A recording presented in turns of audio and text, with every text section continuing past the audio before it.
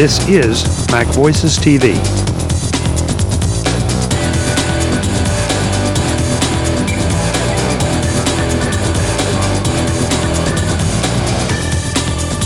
MacVoices TV is brought to you by St. Clair Software, the makers of Default Folder and History Hound. Visit them at stclairsoft.com. Hi, I'm Chuck Joyner. Welcome to MacVoices TV on the show floor at Macworld Conference and Expo. We're in the Now Software booth talking to John Wallace of Now Software about Nighthawk. John, it's great to have you back on MacVoices. Thanks, Chuck. Good to be here.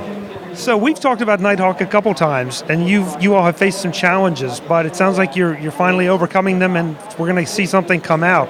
Tell us what the status is, because I know I have a lot of listeners and viewers who are very interested in this product. Sure. Nighthawk at this point is close to public beta. Public beta we're announcing here at the show is going to be on February 26th. So I welcome everyone to come to nowsoftware.com and download that. And after that, we'll be releasing. Now, I'm probably being a little biased because I know what Nighthawk is, but how about if you just give us a quick overview of what Nighthawk is and why folks should be interested in it? Sure. Nighthawk is a total rewrite of Now UpToDate and Contact from the ground up. It includes all of your calendar and contact management, syncs to your iPhone.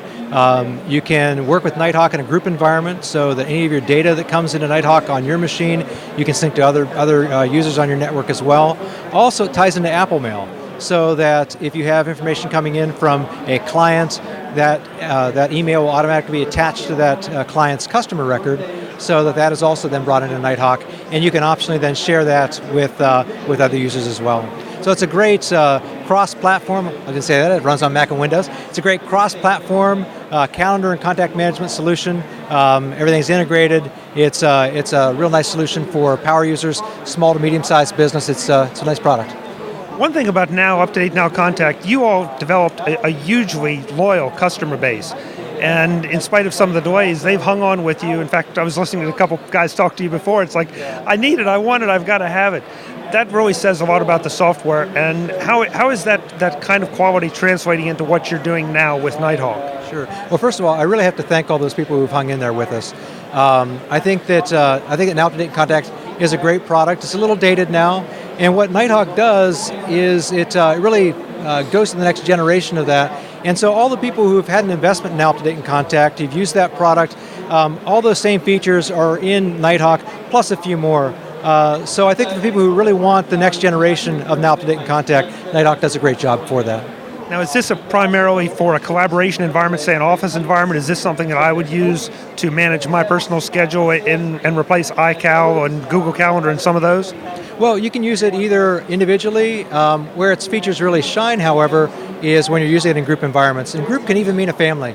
My wife and I run our family using Now UpToDate and Contact. We'll be running our family using Nighthawk.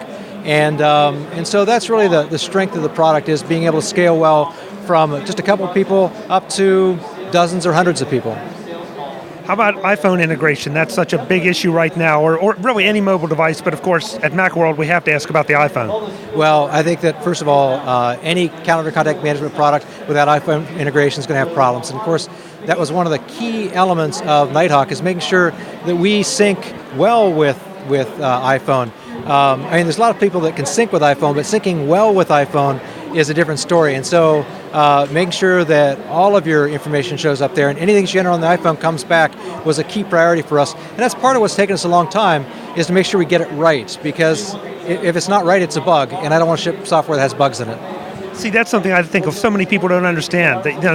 Obviously they're anxious for it, but if you ship the wrong software and it doesn't function, you're going to lose customers. So much better to wait, I think, no matter how painful it has been for you.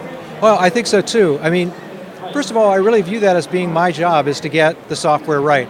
And software is incredibly detailed. If you're not, I mean, when you're looking at user interfaces, it's down to, how transparent is this pixel. But when you're dealing with data, it really is so demanding that you have to get it all right, and if it's not right, I could lose things for people, and that's not what I want to do, and that's not what they want either. So I think for us to get it right is a critical part of this process. And I just happen to be a perfectionist, and software is a perfectionist job, and that's taken a long time, more time than I ever would have guessed. But it's right now, and so I think it's a good product. What is the basic timetable? I know you said public beta coming out at the end of February. Do you have any idea after that when you'll see a final product or something that you're ready to call a product and ship? Well, I'm hoping that public beta is going to be a fairly short process. What we do is we don't announce any dates until we're sure we can hit them. And that was learned from announcing a date before that we didn't even come close to hitting.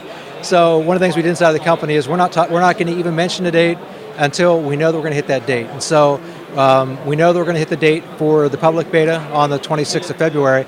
After we get into the public beta, a lot will depend on what people find. If people find problems, we'll be fixing those problems before we ship. And the problems are really two different kinds of problems. If there are features that people want added in, probably we're not adding those in to the initial release of Nighthawk. That might go into the 0.1 or 0.2 or 0.3 release. But any kind of problems they have with data, more than likely we'll jump on that and fix that. And so I encourage everyone to try the product out. When the public beta comes out, sync your stuff. Bring in your old and up-to-date contact files, sync it to your iPhone. If you're using iCal right now, bring it into Nighthawk. See if everything comes in there right.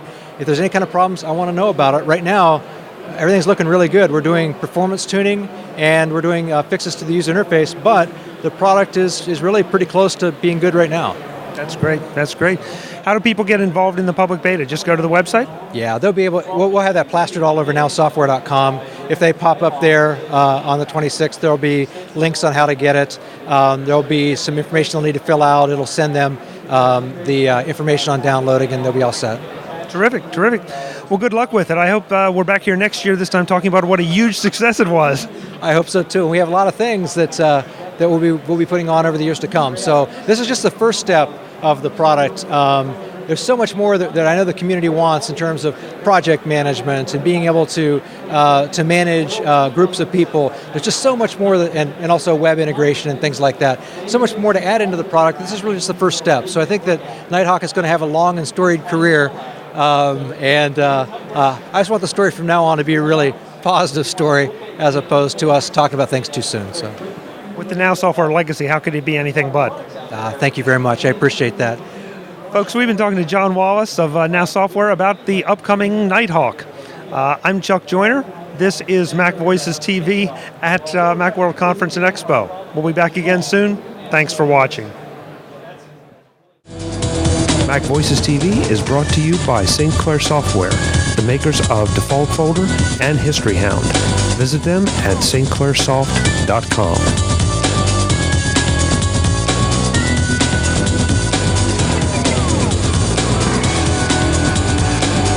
MacVoices TV is part of the MacVoices Group and a member of Mac Level 10.